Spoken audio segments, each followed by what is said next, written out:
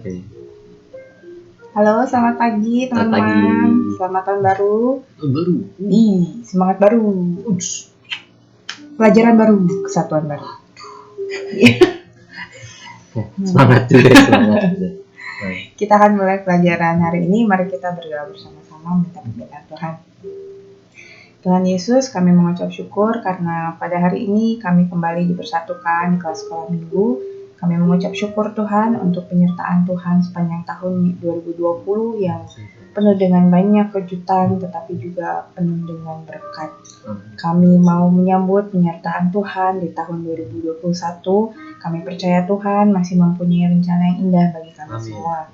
Dan Tuhan, kami mohon penyertaan-Mu juga pada saat ini ketika kami akan memulai pelajaran pertama di tahun baru ini. Biar kiranya hikmat Tuhan yang menyertai kelas ini sehingga kami sama-sama boleh belajar dan mendapat pengetahuan yang boleh menguatkan dan terus menumbuhkan kerohanian kami. Terima kasih Tuhan Yesus, urapi kami semua di dalam nama-Mu kami berdoa dan mengucap syukur. Jadi gimana kesatuan ini, Pak? Iya, jadi kesatuan ini kalau kita lihat, kalau ini udah pada pegangan ya bukunya. Ini akan memulai ada beberapa bagian gitu seperti biasa. Ini dibagi jadi kalau yang sekarang jadi 3 bagian. Ada di kesatuan 1 pelajaran 1 sampai 4 kita akan dijelaskan tentang pengajaran Rasul Paulus lewat surat Galatia, tapi khususnya untuk yang pendewasaan. Jadi ini 3 kesatuan ini, buku kita di Caturula ini bicara tentang bagaimana orang Kristen bertumbuh secara firman gitu ya. Ini masuk ranah pengajaran gitu. Nah, memang ada judulnya, memang kalau mungkin agak-agak wah ini judulnya apa sih gitu. Tapi kita akan coba membreakdown menjelaskan itu. Lebih detail di beberapa bagian supaya kita bisa sama-sama paham dan terus mau melakukan apa, itu yang pentingnya. Yang penting itu. Nah, kita akan baca dulu dari Galatia 1 ayat 6 sampai 10. Ini di minggu ini jadi dasar ayatnya ini. Galatia 1 ayat 6 sampai 10. Hanya satu Injil. Aku heran bahwa kamu begitu losas berbalik daripada Dia yang oleh kasih karunia Kristus telah memanggil kamu dan mengikuti suatu Injil lain yang sebenarnya bukan Injil. Hanya ada orang yang mengacaukan kamu dan yang bermaksud untuk memutarbalikkan Injil Kristus. Tetapi sekalipun kami atau seorang malaikat dari sorga yang memberitakan kepada kamu suatu Injil yang berbeda dengan Injil yang telah kami beritakan kepadamu, terkutuklah dia. Seperti yang telah kami katakan dahulu, sekarang kukatakan sekali lagi. Jikalau ada orang yang memberitakan kepadamu suatu Injil yang berbeda dengan apa yang telah kamu terima, terkutuklah dia. Jadi bagaimana sekarang? Adakah ku cari kesukaan manusia atau kesukaan Allah? Adakah ku coba berkenan kepada manusia? Sekiranya aku masih mau mencoba berkenan kepada manusia, maka aku bukanlah hamba Kristus. Ini yang akan dibahas dalam pembahasan dalam buku pelajaran kita ya pagi hari ini. Yang pertama kita akan bicara tentang kebenaran. Karena tadi judul pelajarannya mengenal kebenaran melalui otoritas Injil Kristus. Jadi ada 2 poin yang mau kami bahas. Yang pertama tentang kebenaran, nanti yang poin kedua tentang otoritas Injil itu ya. Ngomongin soal kebenaran, kan kalau kita percayanya bahwa Alkitab, Yesus itu adalah kebenaran. Yesus adalah juru selamat gitu. Nah, tapi saya jadi teringat gitu tentang waktu SMA di pelajaran agama nih ya. Si guru itu pernah bilang bahwa agama itu mengakui adanya jalan keselamatan di luar Yesus. Jadi Ya. kayak masing-masing punya jalan keselamatan Ya, sendiri gitu. betul. Karena waktu itu ya masih SMA gitu ya, masih nggak terlalu mikirin gitu. Tapi semakin kesini agak aneh ya, aneh nggak sih gitu. Lalu pernah dengar juga ada guru sekolah minggu yang mengatakan hal yang sama. Ya bingung ini karena guru Bukan di gereja sekolah minggu baptis, bukan gereja kita, tapi pernyataan kayak gini kan kontroversial gitu. Dan kalau yang ngomong udah guru agama, guru sekolah minggu, kita masih bisa bilang iya enggak sih gitu ya, mempertanyakan gitu. Nah, gimana tuh ya Pak? Memang ada juga misalnya ada kesan itu ya, kesan bahwa sepertinya Alkitab itu ditulis oleh manusia dan kayaknya firman Allahnya cuma sebagian deh gitu ya.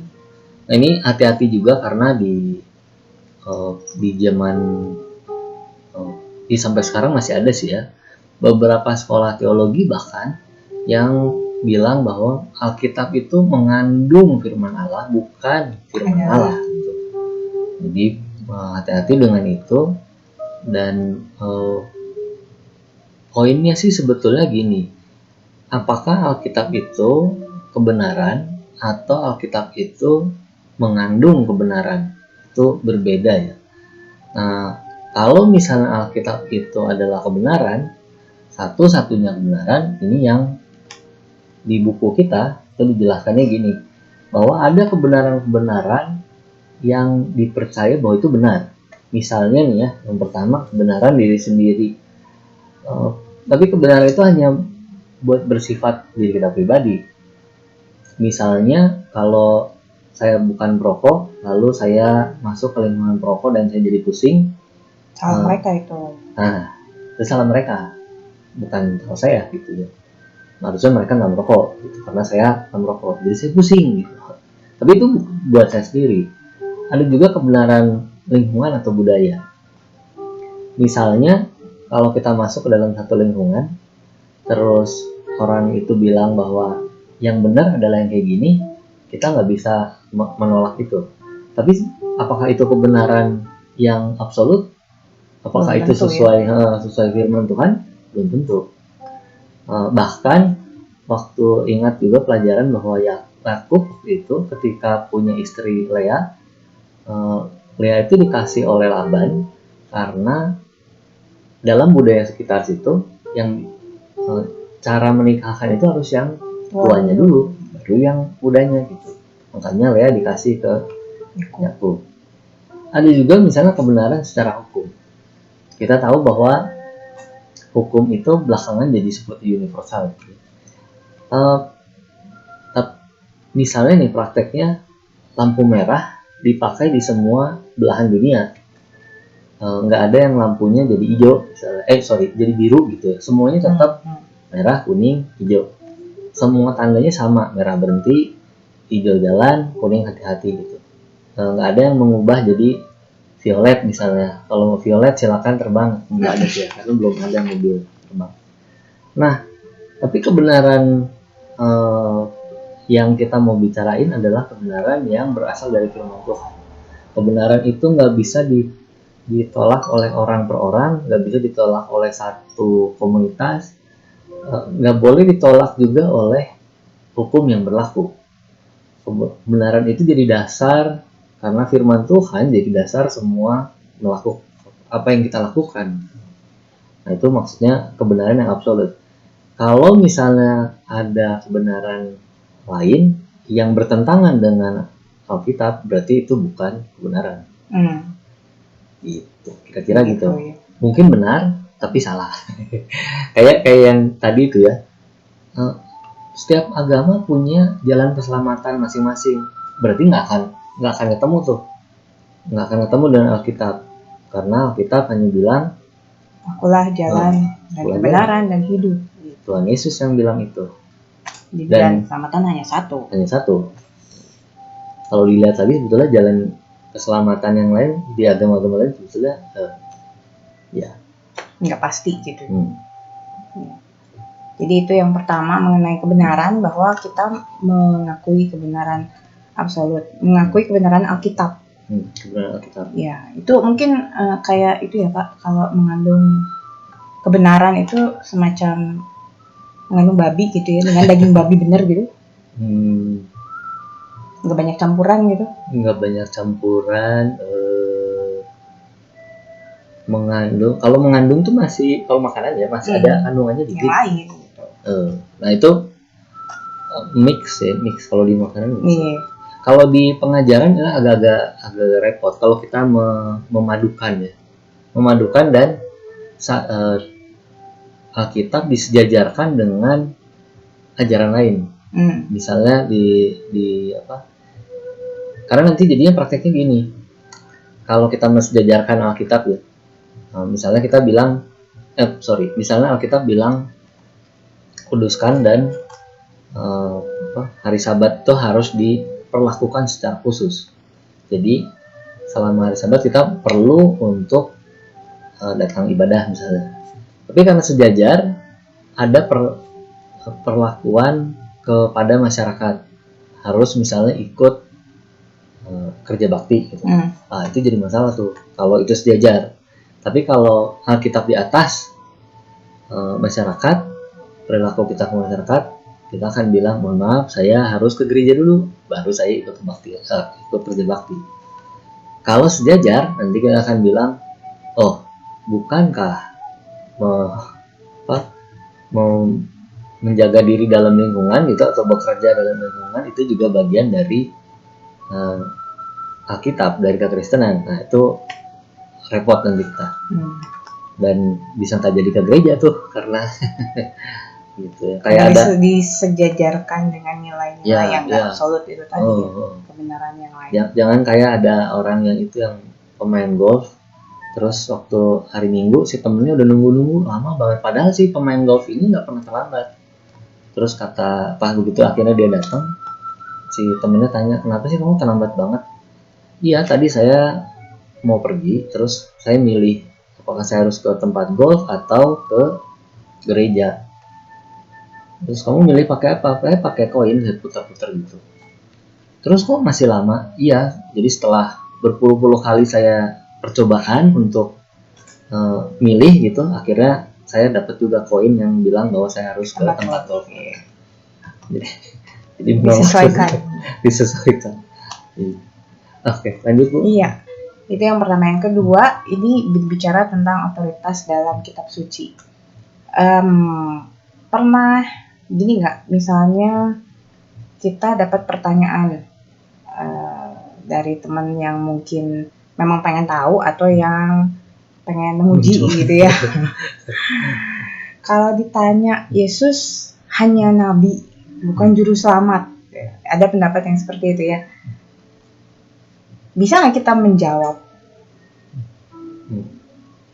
Enggak kok, Yesus Tuhan gitu. Saya percaya.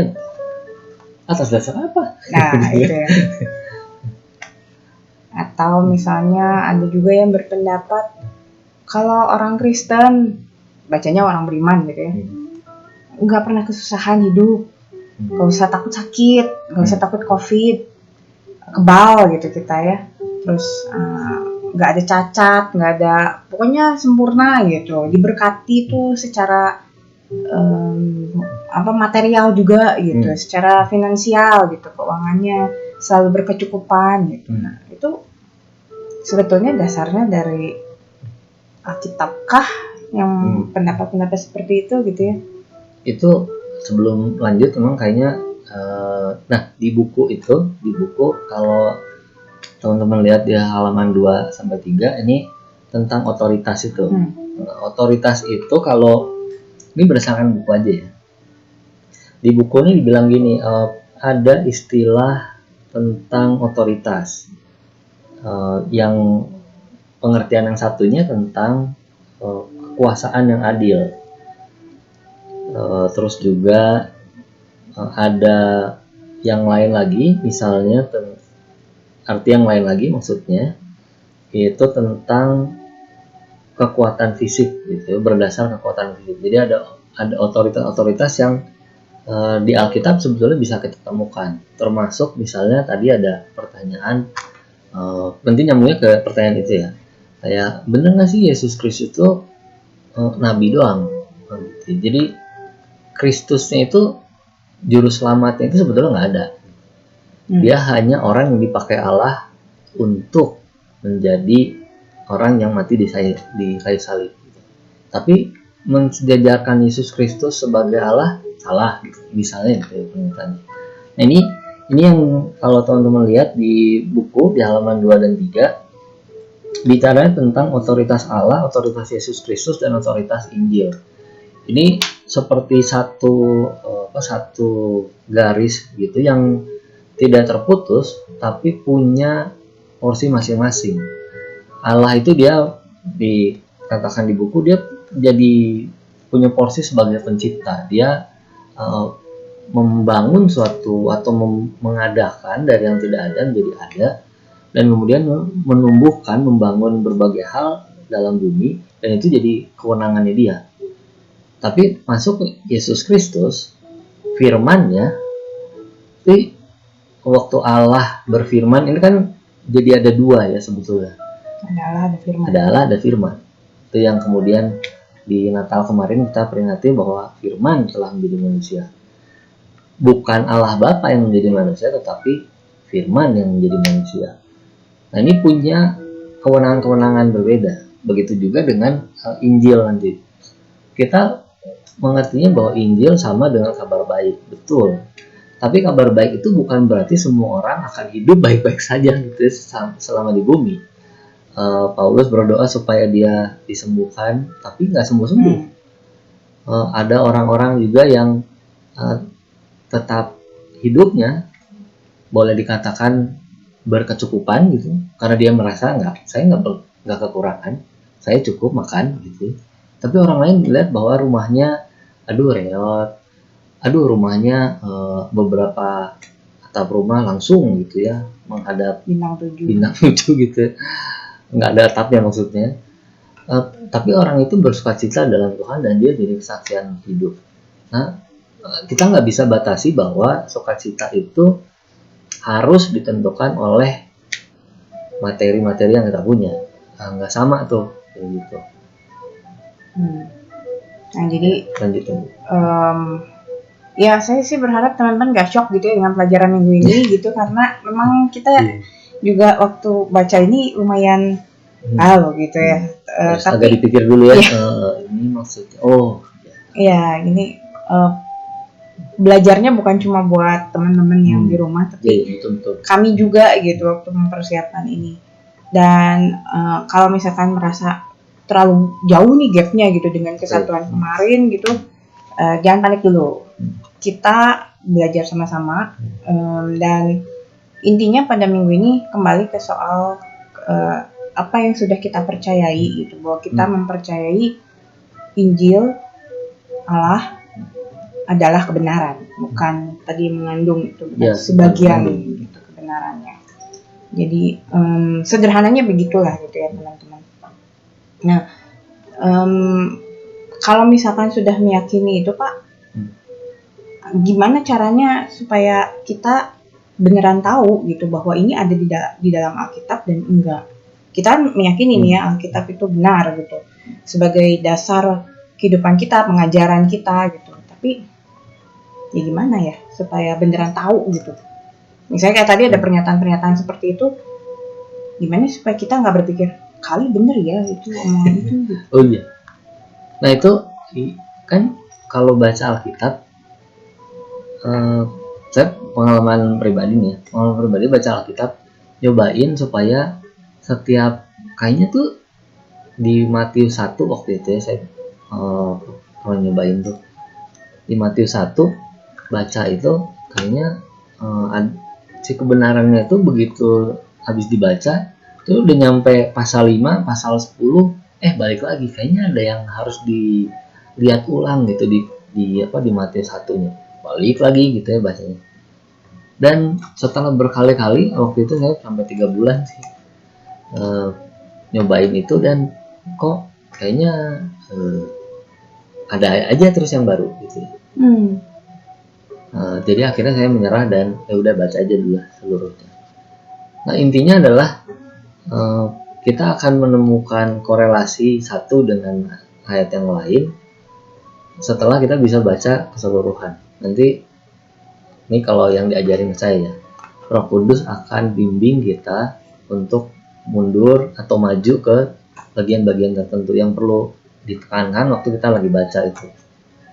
Jadi intinya sih harus baca, nggak mungkin nggak. Harus setia membaca. Harus setia membaca. Dan mungkin juga baca bagian firman yang sama, dapatnya beda gitu betul, ya. Betul. Maksudnya penggaliannya semakin lama berbeda gitu. Memperkaya pengetahuan bisa atau tertegur misalnya gitu, yang tadinya biasa-biasa aja baca ayat itu ternyata baca lagi kapan hari jadi beda yang didapat gitu ya. Iya, itu kalau bisa pakai istilah otoritas juga, itu istilah itu otoritas firman Allah yang yang bisa mengajar dan menunjukkan kesalahan, itu kayak gitu tuh. Kita baca di waktu yang berbeda, kesempatan latar belakang kita baca itu berbeda, nanti kita ketemu solusi yang berbeda juga yang kita lihat. Ya jadi setiap membaca firman itu jangan cuma, ya memang sih mungkin pada awalnya hanya membaca, tetapi lama-kelamaan kita kalau kita emang sungguh-sungguh rindu untuk mengetahui isi firman Tuhan, ya kita akan merenungkan juga dan pada akhirnya memperkatakan dan menjadi pelaku firman. Karena kalau kita nggak sampai ke pelaku firman, nanti jadinya cuma teori ya, cuma pengetahuan, sebenarnya tetap nggak jadi kesaksian gitu. Ngafalin ayatnya banyak tapi nggak bisa menjadi teladannya gitu. Tadi yang itu Bu, yang soal baca firman itu secara keseluruhan itu penting karena kita juga perlu melihat ada hubungan antara perjanjian lama dan perjanjian baru. Gitu. Jadi kita nggak bisa ngulang-ngulang terus. Saya mau baca perjanjian lama aja gitu, atau perjanjian baru aja. Nggak ada Yesusnya gitu ya. Itu harus semuanya dibaca karena dari Kejadian sampai Wahyu bicaranya tentang Tuhan Yesus. Kira-kira gitu. Dan bukan cuma sebetulnya sih nggak cuma beberapa ayat yang suka dicuplik pas Natal itu tapi ada lebih banyak lagi ayat yang menjelaskan tentang Yesus gitu, di perjanjian lama sekalipun. Nah terus satu sih kalau kita pengennya gitu ya teman-teman, ketika kalau bingung dengan pelajaran ini gitu ya atau nanti di depan, bolehlah gitu chat dengan kami, bisa japri, bisa di grup gitu atau media apapun, karena memang nggak mudah ya belajar firman Tuhan tuh. Dulu waktu saya udah dibaptis waktu itu, saya dibaptis memang masih kecil sih, baru kelas 6 SD pas 1 SMP gitu, jadi masih kecil. Lalu bertumbuh kan baca Alkitab dan sebagainya. Tapi ada masa-masa ketika saya kuliah itu pikiran logis berjalan gitu. Jadi ketika membaca Alkitab, kok kayaknya ini nggak masuk akal manusia gitu ya. Lalu mulai berpikir kesana kesini gitu, nggak nanya, karena waktu itu udah jadi guru sekolah minggu bahkan gitu ya. Bayangkan, masih bersyukur itu semoga murid saya nggak ada yang salah didik gitu ya. Tapi mungkin teman-teman juga akan mengalami hal seperti itu gitu, ketika membaca Alkitab ada yang nggak ngertinya, ada yang bikin jadi gelisah misalnya gitu, kok ayat ini bilang ini tapi di sana ditemukan ada ayat lain yang kayaknya bertolak belakang misalnya kayak gitu. Jangan disimpan sendiri gitu, nggak apa-apa, mari bertanya, mari ngobrol gitu dengan sesama anak Tuhan terutama ya. Kalau udah bingung gitu terus nanyanya bukan sama orang percaya, udah janganlah ya, itu nggak nyambung nanti gitu.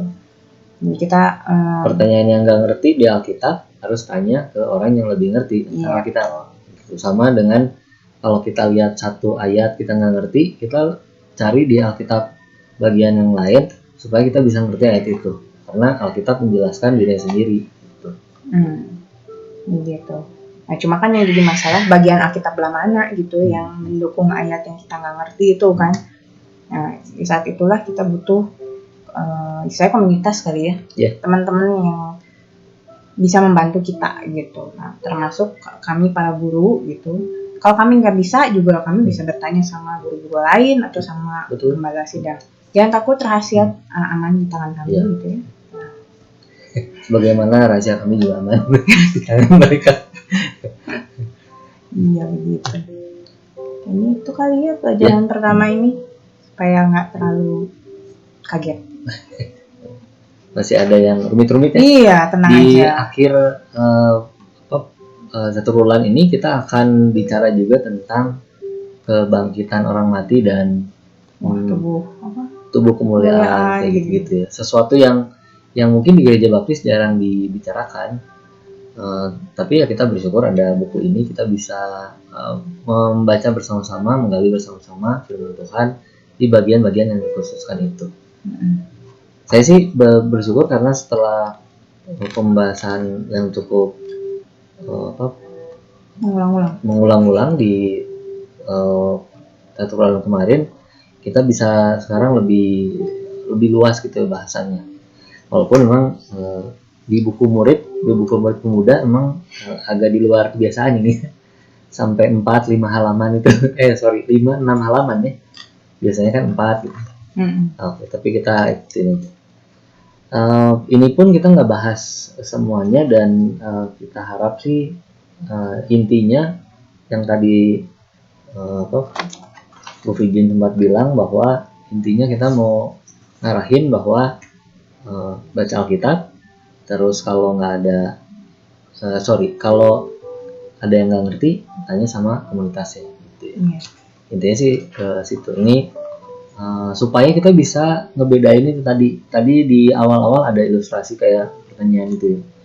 Di awal soal kok Yesus Kristus itu bukan Tuhan tapi gitu. Ini supaya kita bisa tahu perbedaan gitu, karena kadang kita ketemu orang yang nggak kita sangka juga, tapi supaya kita bisa lebih siap itu kita perlu ngobrol di komunitas. Jadi silakan bertanya, kalau bisa kita jawab, kalau enggak kita akan tanya orang lain supaya yang lebih tahu dan kita akan jelasin lagi jawaban. Dan kalau misalnya nanti di pelajaran-pelajaran selanjutnya misalkan pengen diskusinya live, ayo kita coba bikin lagi kelas online kayak pakai Zoom atau Google Meet atau apapun ya jenis itu, supaya pertanyaannya mungkin bisa langsung. Mau di tengah minggu juga nggak apa-apa sih. Live IG misalnya bebas juga sih. Live IG juga boleh. Jadi karena kita sebenarnya tetap rindu pelajaran sekolah minggu itu dua arah, bukan cuma kayak kita bikin video dan jadi kayak blogger gini gitu ya, tapi kita pengen dapat input dari teman-teman apakah tentang materi atau tentang pertanyaan-pertanyaan lain gitu, boleh disampaikan ke kita. Oke.